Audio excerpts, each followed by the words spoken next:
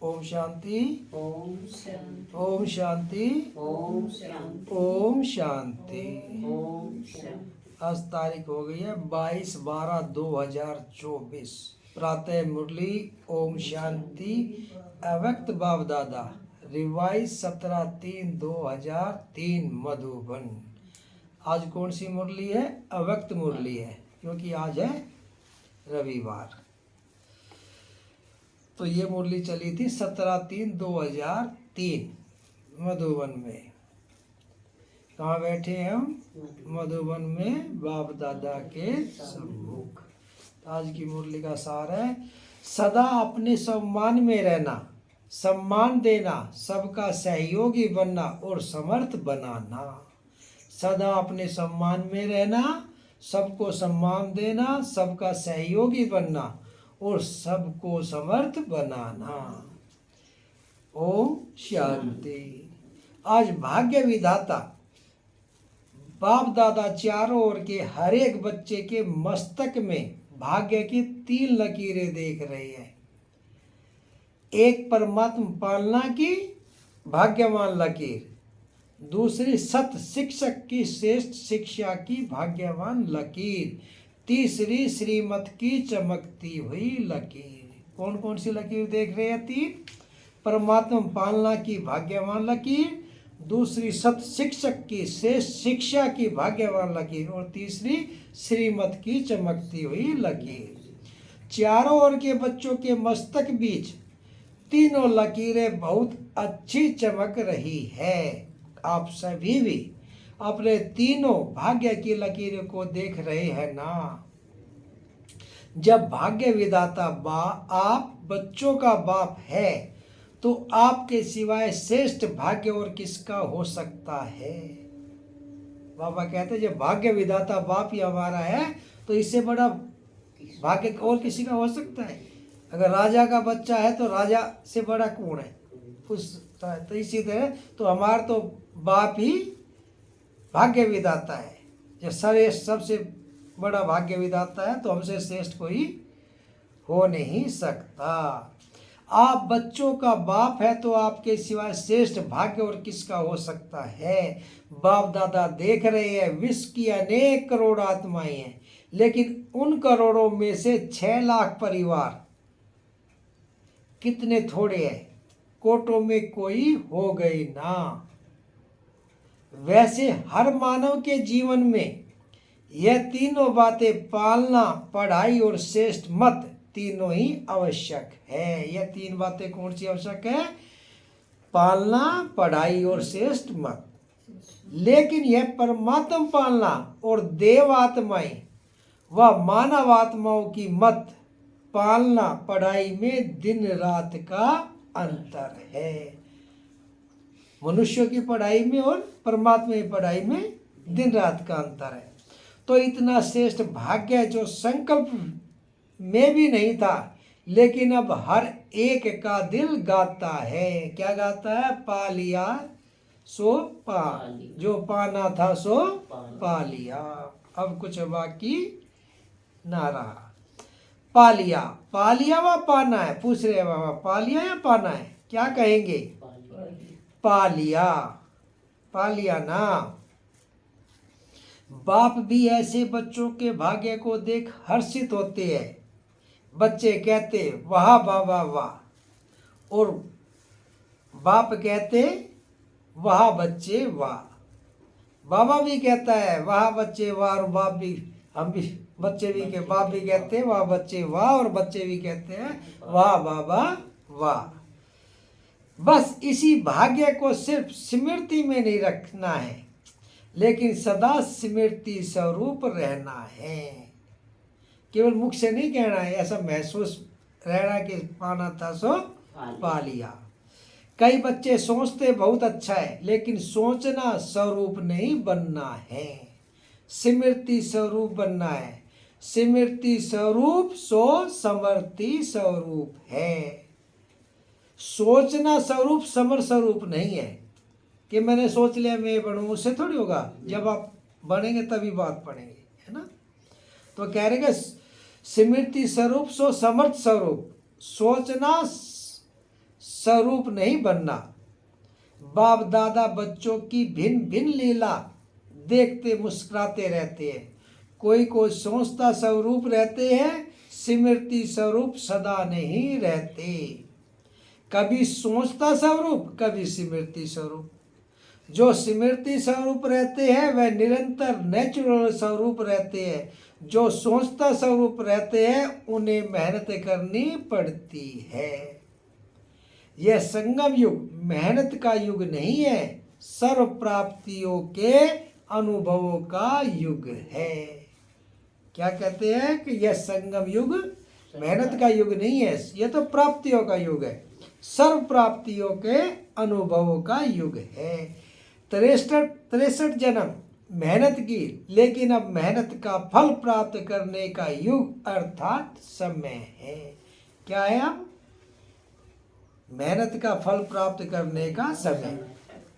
बाप दादा देख रहे थे कि देहभान की स्मृति में रहने में क्या मेहनत की, मैं फलाना हूँ, मैं फलाना हूँ, यह मेहनत की या नेचुरल रहा ना, नेचर बन गई ना बॉडी कॉन्शियस की।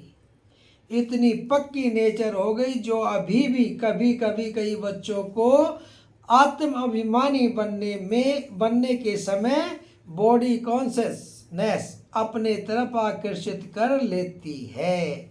सोचते हैं मैं आत्मा हूँ, मैं आत्मा हूँ, लेकिन देह भान ऐसा नेचुरल रहा है जो बार बार न चाहते न सोचते देह भान में आ जाते हैं।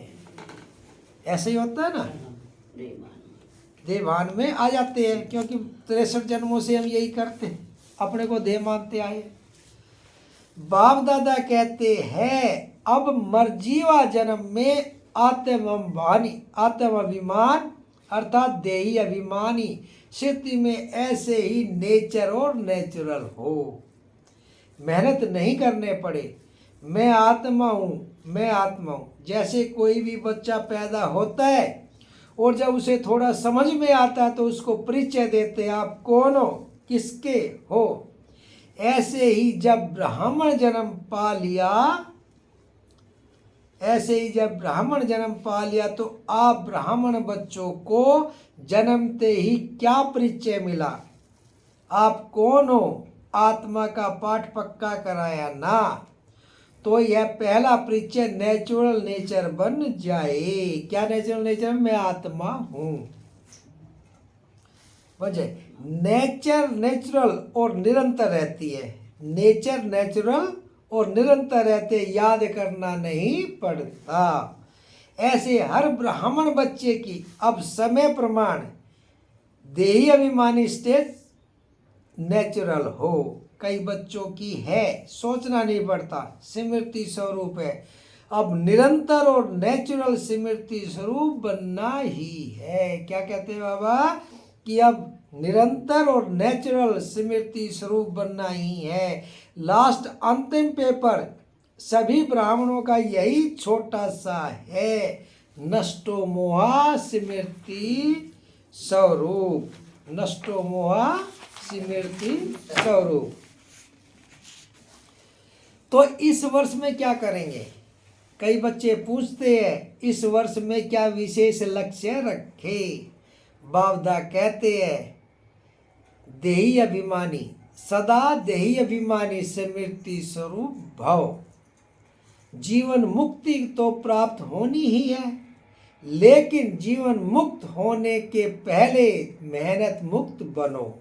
यह सिद्धि समय को समीप लाएगी और आपके सर्व विश्व के भाई और बहनों को दुख अशांति से मुक्त करेगी। आपकी यह सिद्धि आत्माओं के लिए मुक्ति धाम का दरवाजा खोलेगी। तो अपने भाई बहनों के ऊपर रहम नहीं आता? पूछ रहे बाबा कि आपको अपने भाई बहनों के ऊपर रहम नहीं आता? कितना चारों ओर आत्माएं चिल्ला रही है, तो आपकी मुक्ति सबको मुक्ति दिलाएगी। यह चेक करो नेचुरल स्मृति समर्थ स्वरूप कहाँ तक बने हैं। समर्थ स्वरूप बनना ही व्यर्थ को सहज समाप्त कर देगा। बार बार मेहनत नहीं करनी पड़ेगी। अभी इस वर्ष बाप दादा बच्चों के स्नेह में कोई भी बच्चे की किसी भी समस्या में मेहनत नहीं देखना चाहते। क्या चाहते बाप दादा? कि स्नेह में किसी भी बच्चे को किसी भी समस्या में मेहनत नहीं देखना चाहते। समस्या समाप्त और समाधान समर्थ स्वरूप। क्या यह हो सकता है? बोलो दादियाँ, हो सकता है? पूछ रहे बाबा, क्या ऐसा हो सकता है कि समस्या समाप्त और सबका समाधान स्वरूप? बोलो दादियाँ, हो सकता है? टीचर बोलो, हो सकता है? पांडव, हो सकता है? सभी से पूछ रही है। फिर बहाना नहीं बताना है, यह था ना, यह हुआ ना, यह नहीं होता तो नहीं होता। क्यों बाबा दादा जानते हैं कि फिर बहाना बनाते जी ऐसा हो गया इसलिए हो गया। तो वही कह रहे कि ये बहाना मत बनाना, यह नहीं होता तो नहीं होता। बाप दादा बहुत मीठे मीठे खेल देख चुके हैं। कुछ भी हो, हिमालय से भी बड़ा 100 गुना समस्या का स्वरूप हो, चाहे तन द्वारा, चाहे मन द्वारा, चाहे व्यक्ति द्वारा, चाहे प्रकृति द्वारा। समस्या परिस्थिति आपकी स्वास्थिति के आगे कुछ भी नहीं, और स्वास्थिति का साधन है सम्मान।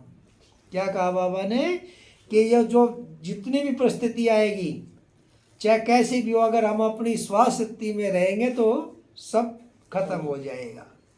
तो अपना सम्मान नहीं जाना चाहिए। सम्मान क्या है कि मैं आत्मा हूँ और यहाँ पाठ बजाने आए हैं। नेचुरल रूप में सम्मान हो, और कहते हैं कि नेचुरल रूप में सम्मान हो, याद नहीं करना पड़े, बार बार मेहनत नहीं करनी पड़े। नहीं नहीं, मैं सवदर्शन चक्रधारी हूँ, मैं नूरे रतन हूँ, मैं दिल तख्त नसीन हूँ ही हूँ, और कोई होने है क्या? कल पहले कौन बने थे? और बने थे या आप ही बने थे? बाबा पूछ रहे कि कल पहले भी सर्वशक्तिमान आप सवदर्शन चक्रधारी आप बने थे या कोई और बने थे? आप ही थे, आप ही है, हर कल्प आप ही बनेंगे। थे, है और आगे भी बनेंगे, यह निश्चित है ना। बाप दादा सब चेहरे देख रहे हैं, यह वही कल्प पहले वाले है। इस कल्प के हो या अनेक कल्प के हो? अनेक कल्प के हो ना हो? हाथ उठाओ जो हर कल्प वाले है। फिर तो निश्चित है ना, आपको तो पास सर्टिफिकेट मिल गया है ना, कि लेना है?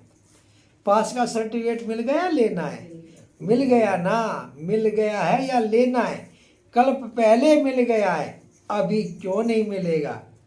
तो यही स्मृति स्वरूप बनो कि सर्टिफिकेट मिला हुआ है, चाहे पास विद ऑनर का, चाहे पास का, यह फर्क तो होगा, लेकिन हम है ही, पक्का है ना। दो तरह के, एक पास हो, एक डिस्टिंक्शन से पास हो, एक और। तो वो ही कह रहे हैं कि चाहे सर्टिफिकेट पास का मिलो, चाहे पास विद ऑनर का मिलो, सर्टिफिकेट तो पक्का है ना। कि ट्रेन में जाते जाते भूलता जाएगा, प्लेन में जाके उड़ जाएगा? नहीं। तो ऐसा तो नहीं हुआ कि आप आए तो बस वही का वहीं रह गया, यही कह रहे हैं। बाप दादा ने जैसे देखो इस वर्ष दृढ़ संकल्प किया कि शिवरात्रि चारों ओर उमंग उत्साह से मनानी है, मना ली ना। दृढ़ संकल्प से जो सोचा वह हो गया ना। तो यह किस बात की कमाल है? एकता और दृढ़ता। ये किस बात की कमाल है? एकता है और आपका दृढ़ निश्चय था। सोचा था 67 प्रोग्राम करने का, लेकिन बाप दादा ने देखा कि उससे भी ज़्यादा कई बच्चों ने प्रोग्राम किए। यह है समर्थ स्वरूप की निशानी, उमंग उत्साह का प्रत्यक्ष प्रमाण। स्वतः ही चारों ओर कर लिया ना। ऐसे ही सब मिलकर एक दो को हिम्मत बढ़ा के यह संकल्प करो, अब समय को समीप लाना है। क्या करना है? कि अब समय को समीप लाना ही है। आत्माओं को मुक्ति दिलानी है, लेकिन तब होगा जब आप सोचना स्मृति स्वरूप में लाएंगे। सोचना स्वरूप नहीं, स्मृति स्वरूप बनेंगे।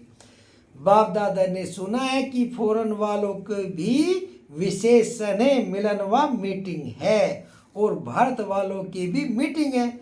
तो मीटिंग में सिर्फ सेवा के प्लान नहीं बनाना लेकिन बैलेंस का बनाना। ऐसा एक दो के सहयोगी बनो जो सभी मास्टर सर्वशक्तिमान बन आगे उठते चले। दाता बनकर सहयोग दो, बातें नहीं देखो, सहयोगी बनो। क्या कह रहे हैं बाबा कि बातें नहीं देखो, सहयोगी बनो। किसकी बातें ना देखो? जो कमजोर है उनकी बातें नहीं देखो, उनके सहयोगी बनो, उनको भी उत्साह दिलाओ।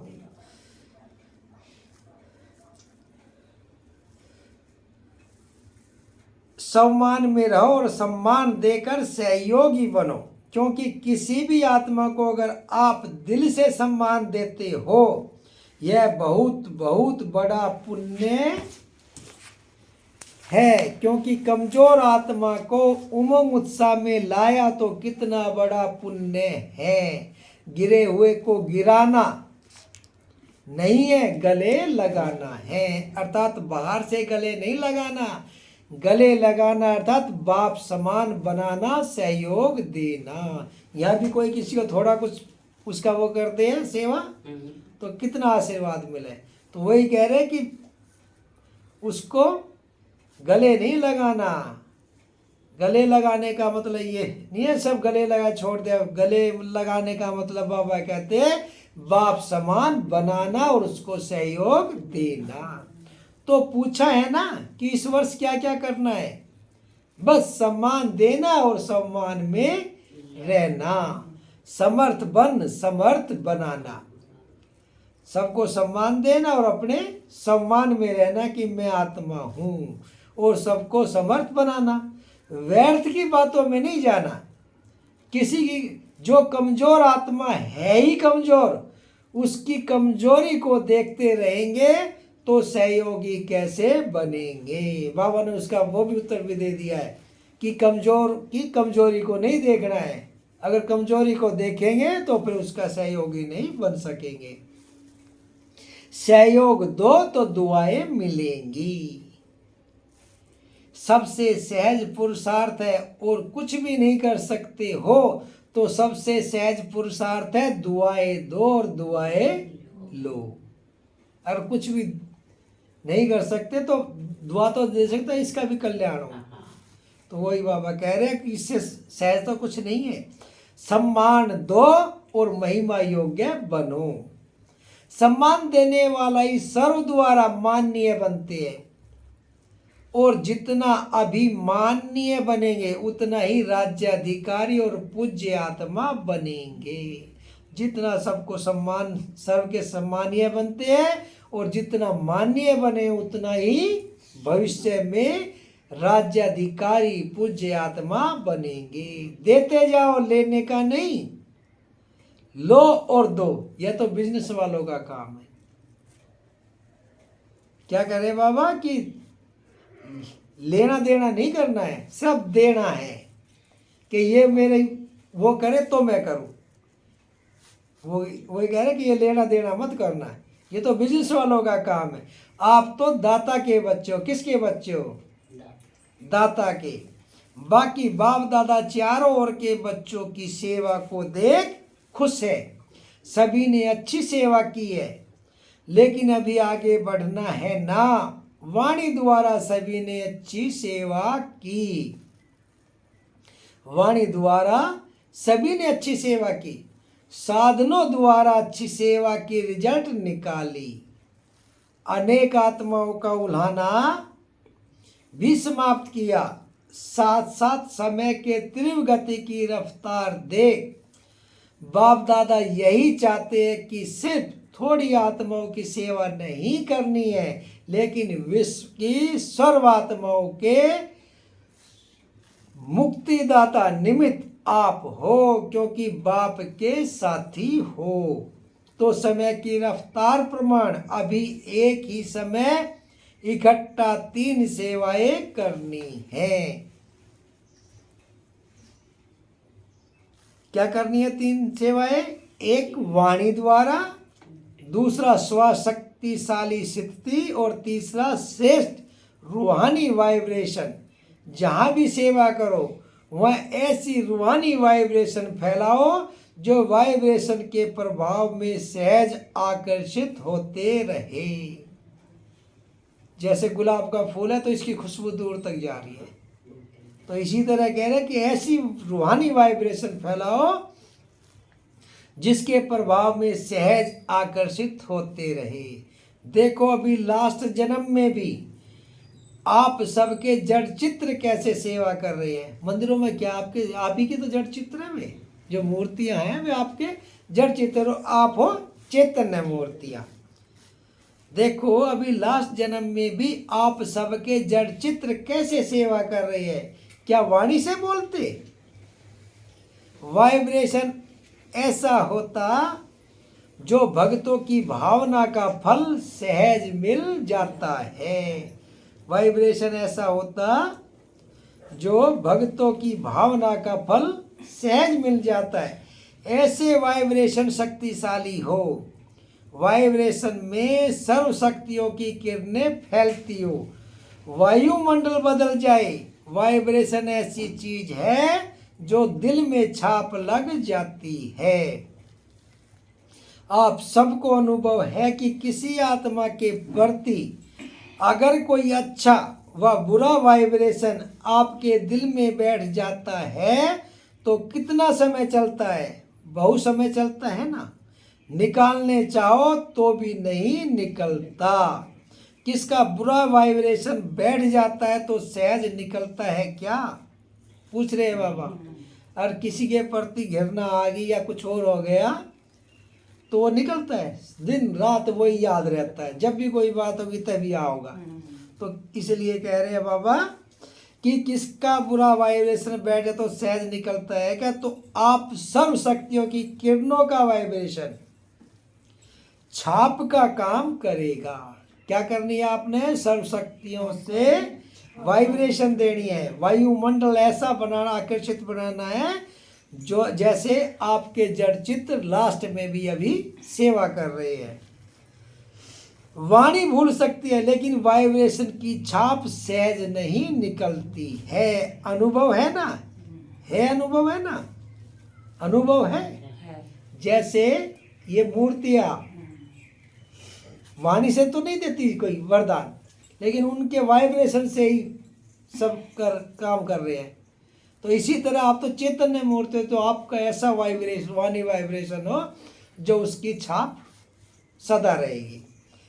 यह गुजरात ने, बॉम्बे ने जो उमंग उत्साह दिखाया उसको भी बाप दादा पदम पदम गुणा मुबारक देते हैं। क्यों? विशेषता क्या रही? क्यों मुबारक देते हैं? फंक्शन तो बड़े बड़े करते रहते हो, लेकिन खास मुबारक क्यों दे रहे हैं?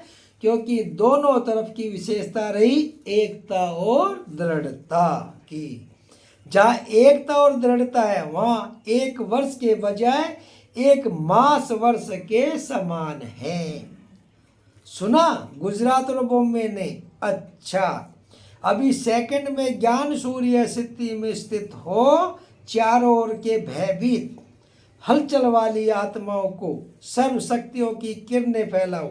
बहुत भयभीत है, शक्ति दो, वाइब्रेशन फैलाओ। अच्छा, क्या करो? 1 मिनट के लिए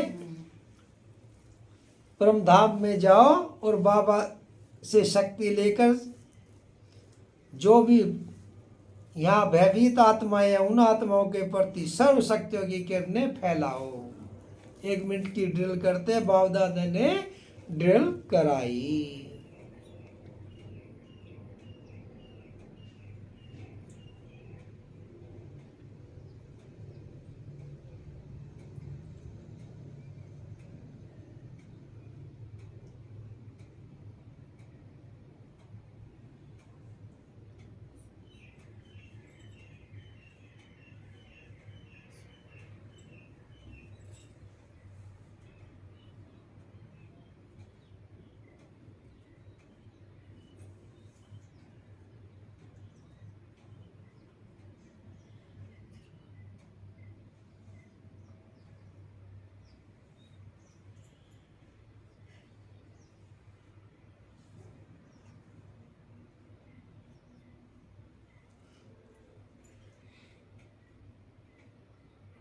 ओम शांति। शांति। ओम। चारों ओर के बच्चों के भिन्न भिन्न यादगार याद प्यार और समाचार के पत्र और ईमेल बाप के पास पहुंच गए। चारों ओर के बच्चों के भिन्न भिन्न याद प्यार और समाचार के पत्र और ईमेल बाप के पास पहुंच गए हैं। हर एक कहता है मेरी भी याद देना, मेरी भी याद देना। बाप दादा कहते हैं हर एक है ना, तो आप सबको जिन्होंने भी कहा है ना याद देना, तो बाबा के पास पहुंच गई। यही बच्चों का प्यार और बाप का प्यार बच्चों को उड़ा रहा है। दूर बैठे भी बाप दादा के दिल तख्त नशीन है।